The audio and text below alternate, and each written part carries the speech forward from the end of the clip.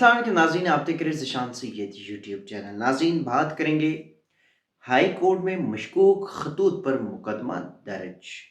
मुकदमा कहाँ दर्ज हुआ उस पर बात करेंगे। दूसरी जानिब साइफर केस में अदालती अहवाल का जिक्र करेंगे और तीसरी जानिब अडियाला में आज तीसरी मरतबा ये ज़िक्र किया गया, इंकिशाफ किया गया कि बानी पीटीआई की अहलिया बुशरा बीबी को ज़हर दिया जा रहा है। इन सारी चीज़ों पे बात करेंगे।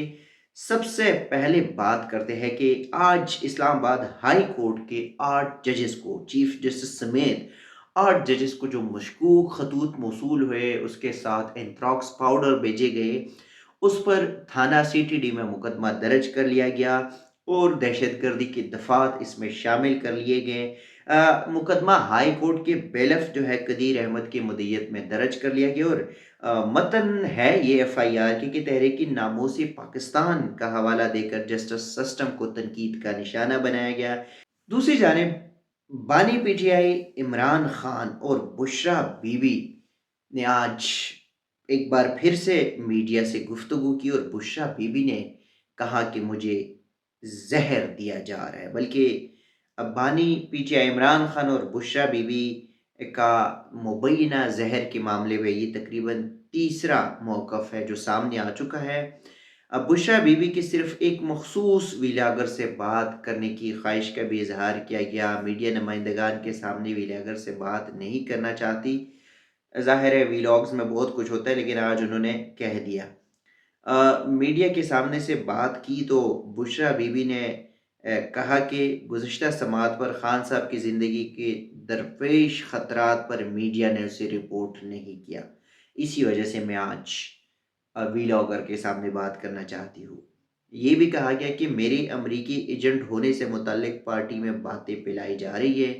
शब मेराज के रोज़ मेरे खाने में हार्पिक के 3 कतरे मिलाए गए, उस दिन मेरा रोज़ा था। हार्पिक का इस्तेमाल जो होता है वो आम तौर पे वॉशरूम्स की सफाई के लिए है। अब यहाँ पे सवाल ये है कि हार्पिक आया कहाँ से? हार्पिक बुशरा बीबी को अगर दिया गया तो उनको कैसे पता चला? और फिर एग्ज़ैक्टली 3 कतरे क्यों दिए गए? ये भी एक सवालिया निशान है। बट बुशरा बीवी का इल्ज़ाम है और वो दोबारा कहती है कि तहकीक से पता चला है कि हार्पिक से 1 माह बाद तबीयत ज़्यादा ख़राब होती है। मुझे आँखों में सूजन हो जाती है, सीने और मादे में तकलीफ़ होती है, खाना और पीना भी कड़वा लगता है और मुझे जेल में भी किसी ने बताया था कि खाने में हार्पिक डाला गया, इसका नाम नहीं बताऊँगी। मुझे बनीगाला में बाइज़्ज़त तरीके से रखा गया है। पहले खिड़कियाँ बंद रखी जाती थी, अब कुछ देर के लिए खोल दी जाती है।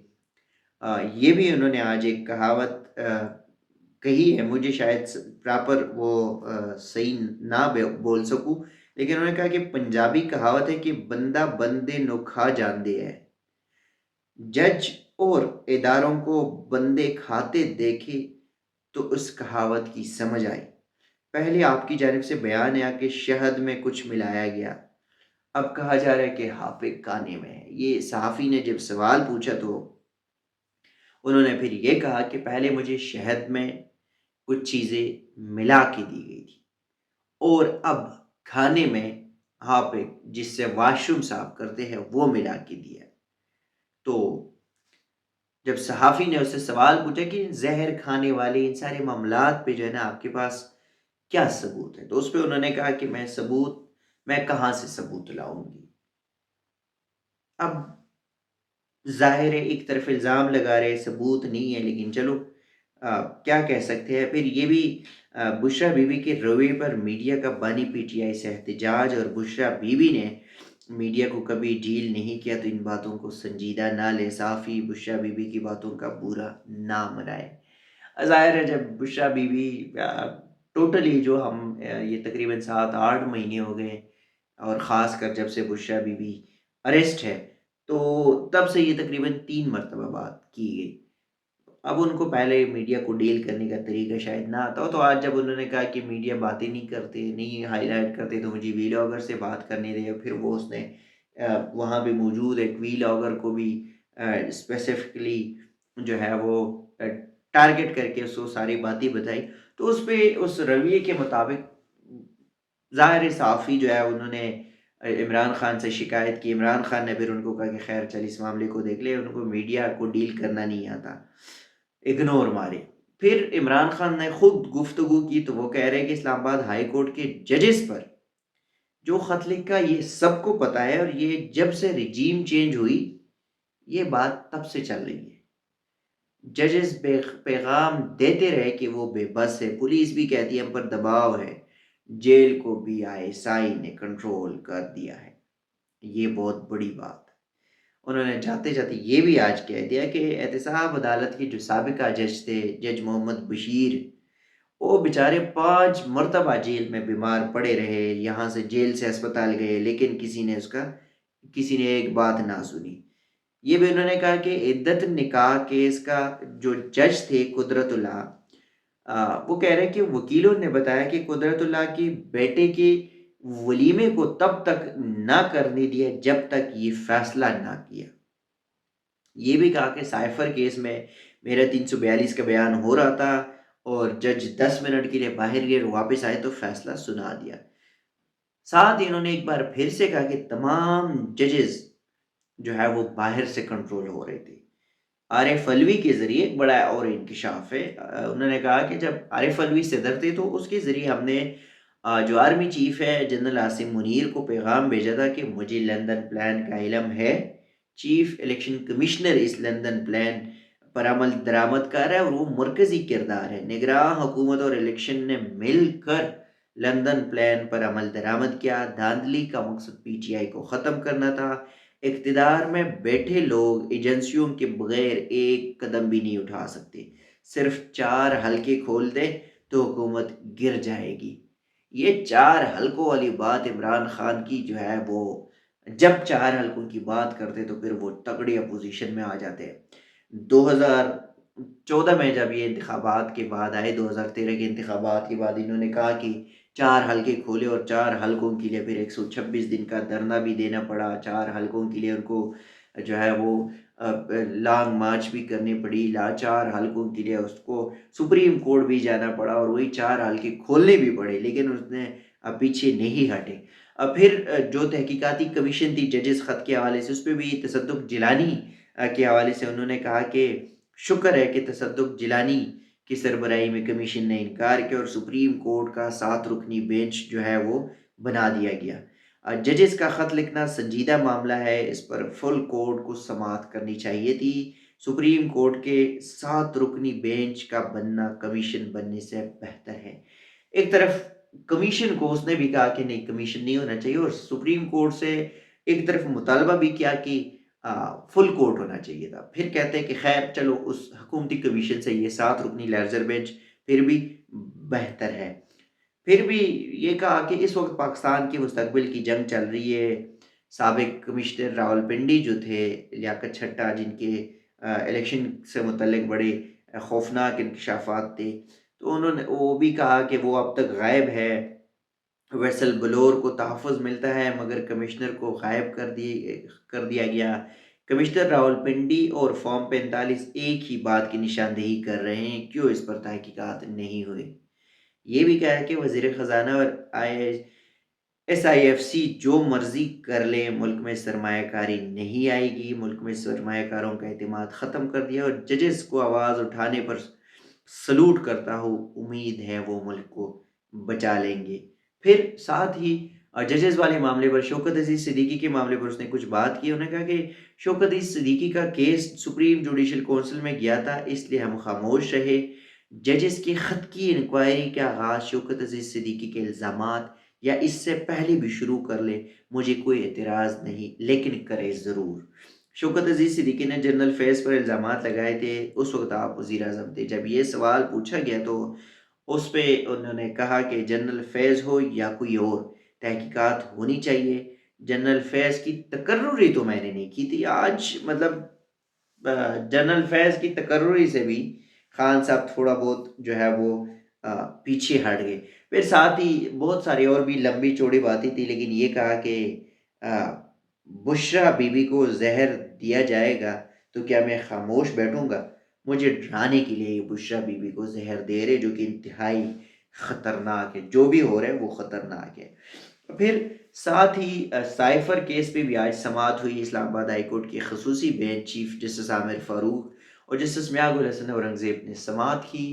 سائفر کیس پہ کل دوبارہ سماعت ہوگی، لیکن آج بڑے امپورٹنٹ چیزیں زیر بحث آئی، اور خاص کر اس کیس کا جو مرکزی بندہ ہے اعظم خان کے 164 161 کے بیان اور عدالتی اسٹیٹمنٹ کو عدالت کے سامنے رکھا گیا اور کہا گیا کہ اعظم خان پہلے لاپتہ ہو گئے۔ ان کی بازیابی کے لیے اسی اسلام آباد ہائی کورٹ میں ان کی بھتیجے کی درخواست آئی، پھر وہ وڈرا کی درخواست آئی کہ اعظم خان گھر پہنچے۔ جس دن اعظم خان آئے تو اس دن اس نے 164 کا بیان جو ہے وہ مجسٹریٹ کے سامنے ریکارڈ کرائے۔ اچھا، جو پہلے بیان تھا، ایک 161 کا بیان تھا، 161 کا بیان، اس کے بعد 164 کا بیان آ گیا۔ پھر جب ٹرائل شروع ہوا تو ٹرائل میں جب وہ کورٹ کے سامنے پیش ہوئے تو نے کہا ان کے بیانات جو تھے اس میں بڑا تضاد تھا۔ اب تضاد ایسے تھا کہ بہت ساری چیزیں، جبکہ اسپیشلی جو 164 کا بیان ہے اس میں اعظم خان کہہ رہے کہ میں نے عمران خان کو کہا کہ سائفر آیا ہے جو کہ ڈی کوڈڈ ہے، پھر اس پہ بنی گالہ میں اجلاس بلائے گئے، اور بنی گالہ کا جو اجلاس تھا اس میں آفیشیل مطلب کیبنٹ کے لوگ تھے، ملٹری سیکیورٹی کے تھے، ڈیفنس کے تھے، انٹیریئر کے تھے، اور سارے جو مین کنسرن اتھارٹیز ہیں وہ سارے موجود تھے۔ تو اس پہ بھی یہ کہا گیا اس وقت کہ یہ سائفر آیا ہے، اس میں اندرونی معاملات میں مداخلت ہے، ڈیمارش کیا جائے، اور پھر اس پہ ڈیمارش کیا گیا۔ ساتھ ہی اعظم خان یہ بھی کہہ رہا ہے کہ جب سائفر گم ہو گیا تو عمران خان نے ملٹری سیکرٹری کو کہا کہ سائفر کہیں گم ہو گیا، سائفر کی کاپی کہیں گم ہو گئی ہے تو اس کو ڈھونڈنا لازمی ہے۔ اور یہ بھی انہوں نے کہا کہ مطلب ان کے بیان میں ایگزیکٹلی ایسا کچھ بھی واضح نہیں کہ اس میں یہ کہا ہو کہ عمران نے اس کو جو ہے وہ اپنی سیاسی مفاد کے لیے یوز کیا ہو۔ یہ بھی کہا گیا کہ ہاں، عمران خان نے سائفر کو 27 مارچ کو جو کاغذ لہرایا گیا، مجھے نہیں پتا کہ وہ سائفر تھا یا وہ کوئی سمپل کاغذ، بٹ جو 27 مارچ کو لہرایا گیا تو پھر اس کے بعد 28 مارچ کو بنی گالہ میں میٹنگ ہوئی، اور انہوں نے 27 مارچ کو لے کے اور بعد کی کہانی جو ہے وہ مقدمے میں ڈال دی ہے۔